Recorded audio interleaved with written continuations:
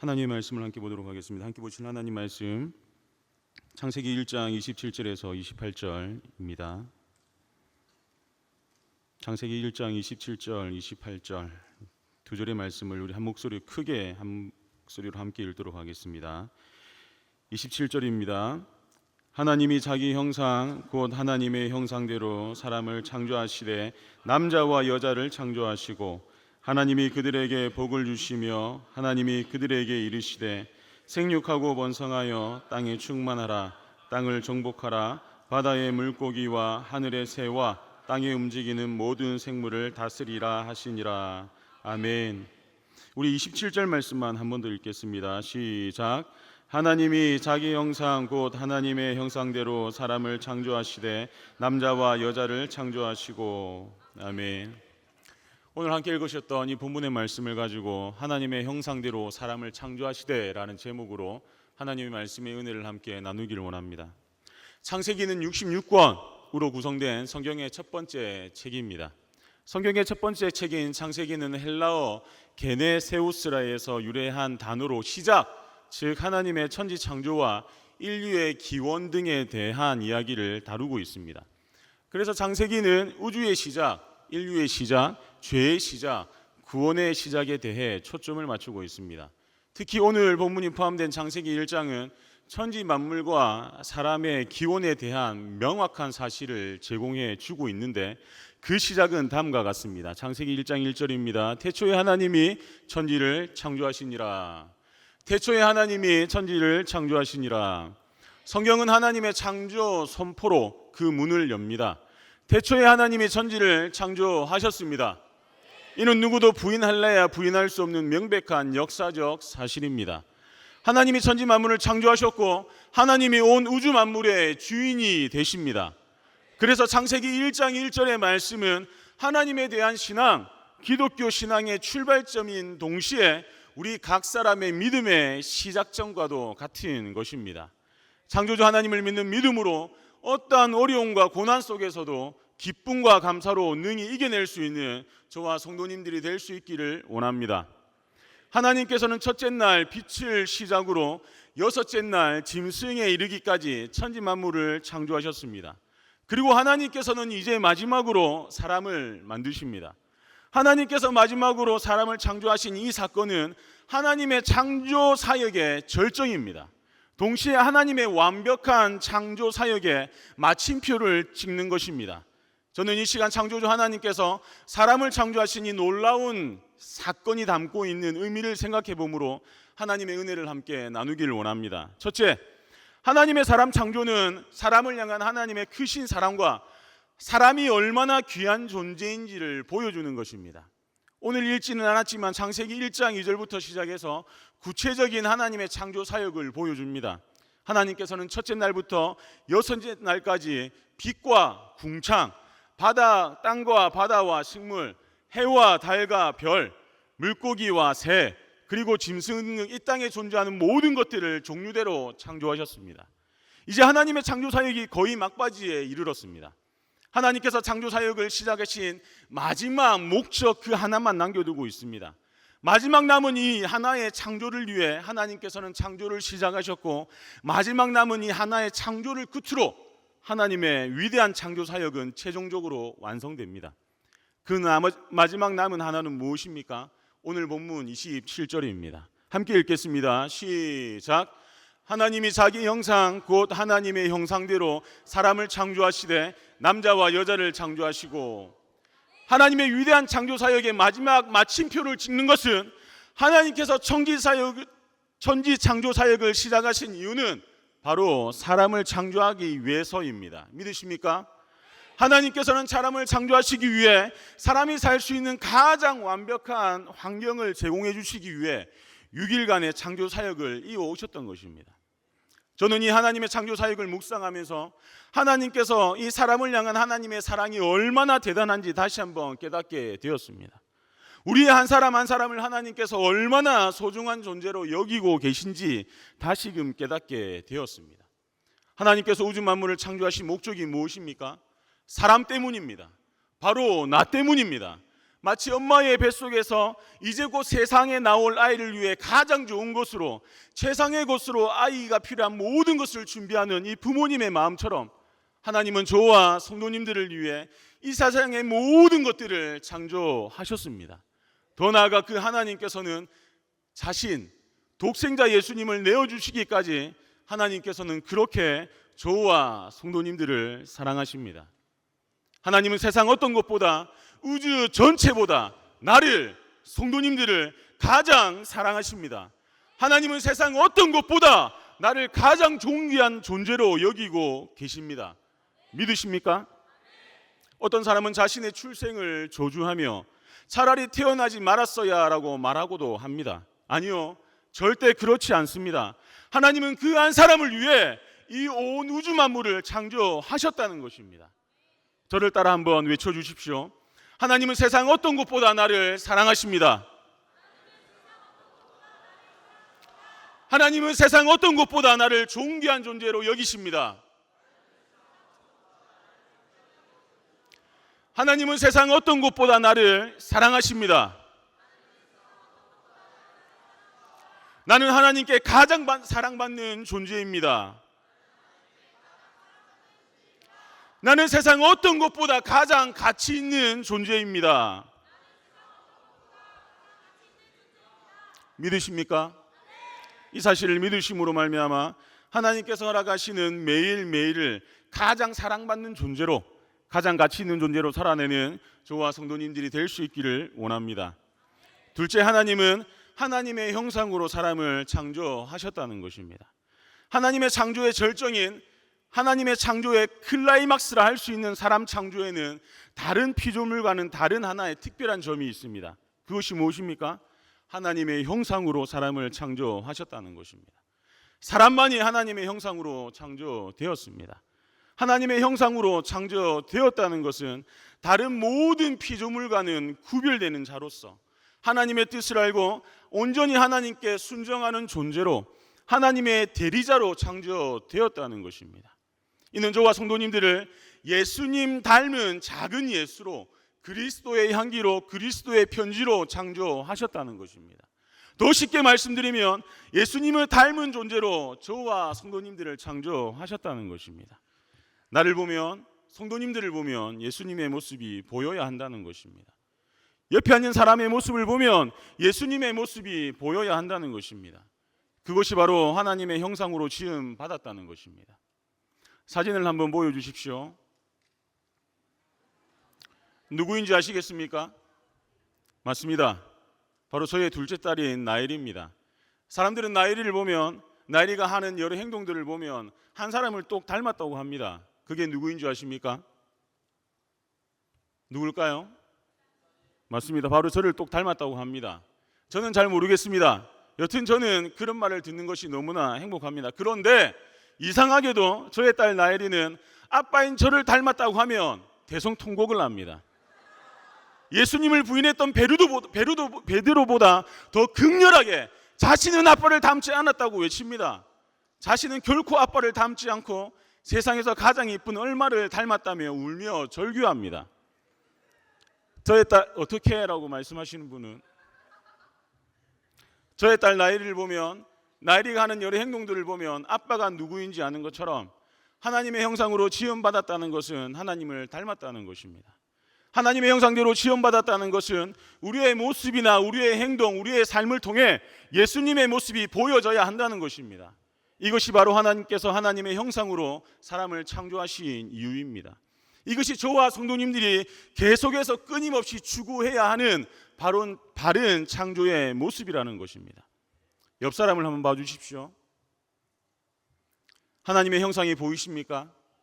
오늘 집에 가셔서 거울에 비친 내 자신을 한번 봐주십시오. 그 가운데 하나님의 형상이 보이십니까?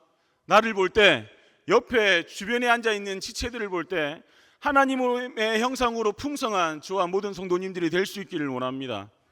저희 교회 캐치프레이즈처럼 좋은 이웃, 감동을 주는 사람으로 더욱더 하나님을 닮은 사람이 되어 하나님께 영광 돌리는 우리 세계로 가족이 될 수 있기를 간절히 축원합니다.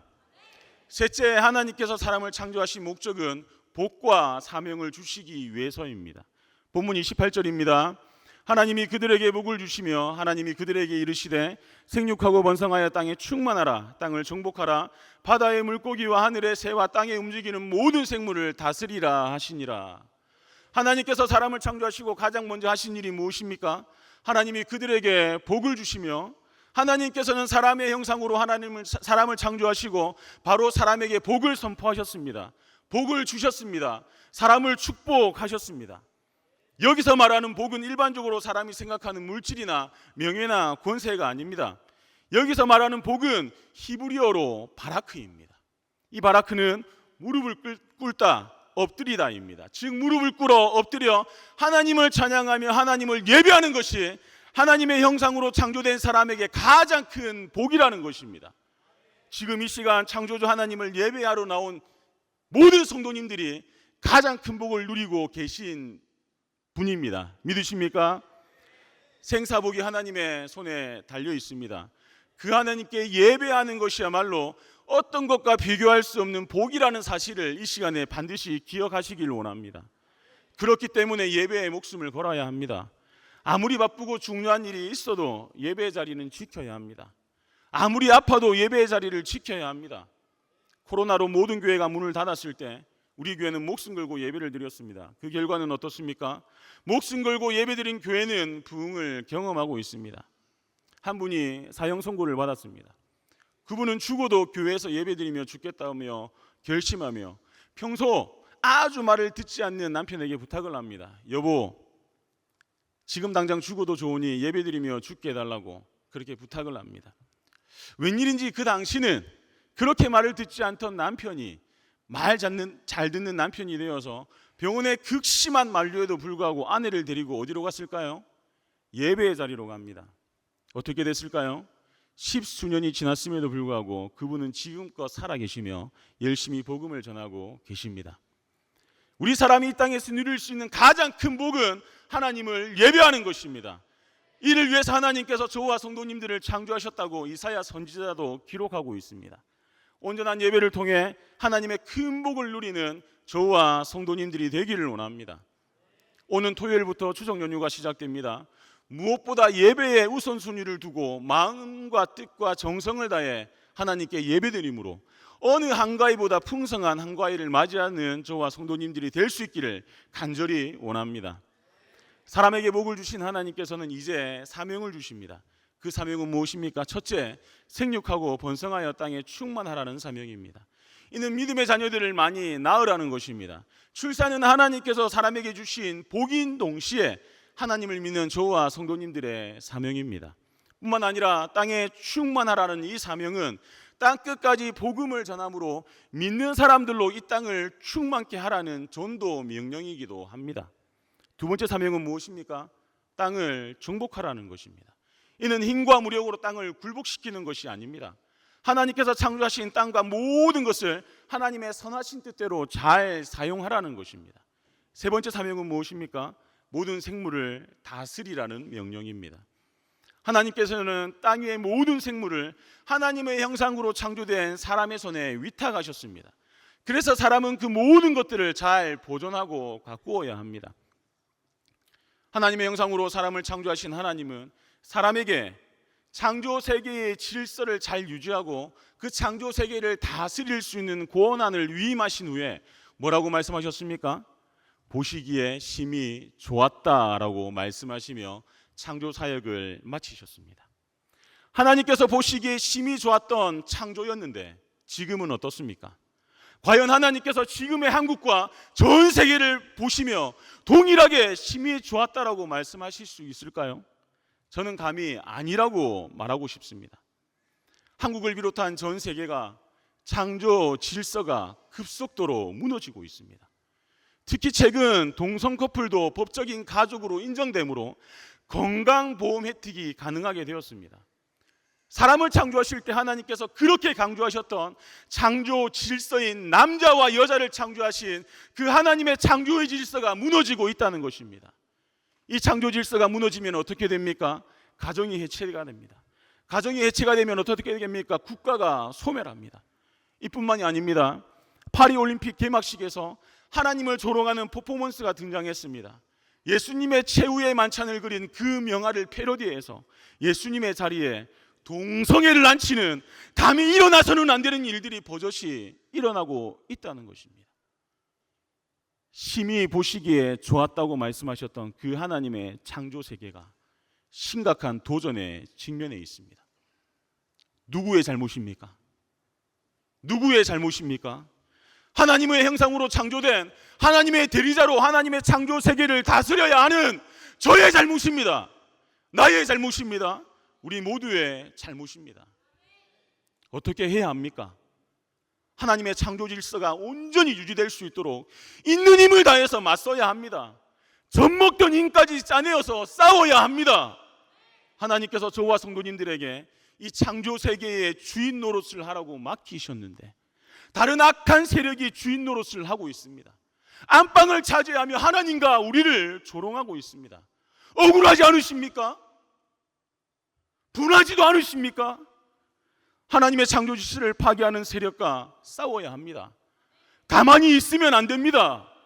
하나님께서는 창조 질서를 지키며 창조 세계를 다스리라고 저와 성도님들을 하나님의 형상으로 창조하셨습니다. 최근 우리에게 큰 영적 도전을 주신 분과 반대로 분노를 유발하게 한 인간이 있습니다. 바로 안창호 전 대법관과 자칭 자신을 전도사 출신이라고 말하는 김성애 민주당 의원입니다. 인권위원회 위원장 청문회 자리에서 김성애라는 이 사람은 안창호 위원장 후보를 향해 당신은 창조론을 믿기 때문에, 당신은 기독교인이기 때문에, 당신은 성경을 성경대로 믿는 자이기 때문에 공직자에 임명될 수 없다는 망언을 남발했습니다. 누가 그렇게 했습니까? 자신을 자칭 전도사 출신이라고 공언한 김성애 민주당 의원이 그런 말을 했다는 것입니다. 자칭 성경을 공부했다는 사람이 전 국민이 보는 앞에서 그런 망언을 쏟아냈습니다. 다른 민주당 의원들도 이 일에 합세했습니다. 수많은 민주당 의원들이 안창호 후보자님을 향해 조롱과 비난을 쏟아부었습니다. 그럼에도 안창호 위원장님은 과감히 창조주 하나님을 선포했습니다. 그 결과는 어떨까요?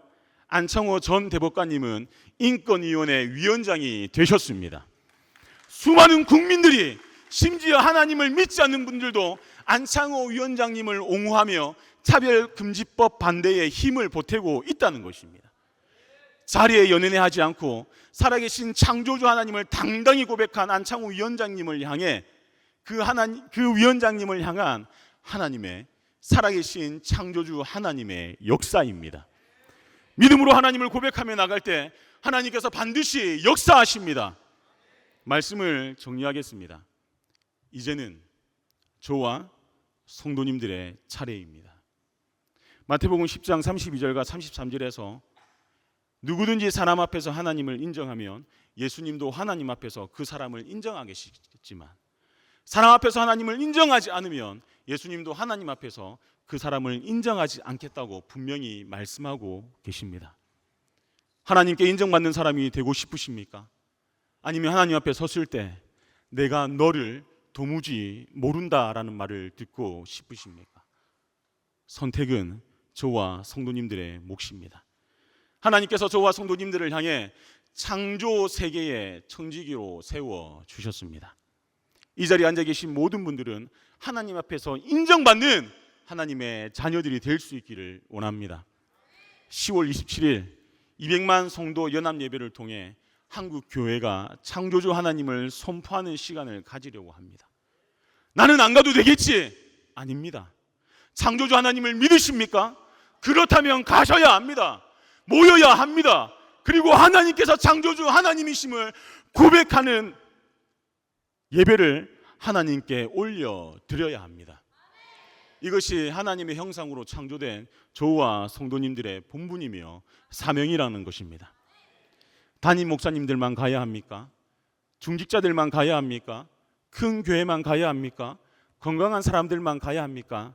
아닙니다. 하나님의 형상으로 지음받은 한 사람, 한 사람, 한 사람, 한 사람, 모든 사람이 이 일에 힘을 모으며 이 일에 동참해야 합니다. 그래서 200만 명을 넘어 대한민국의 모든 성도님들이 다 같이 모여서, 더 나아가 차별금지법과 동성애를 반대하는 믿지 않는 사람들도 함께 모여서 하나님을 예배하는 자리가 될 수 있기를 간절히 축원합니다.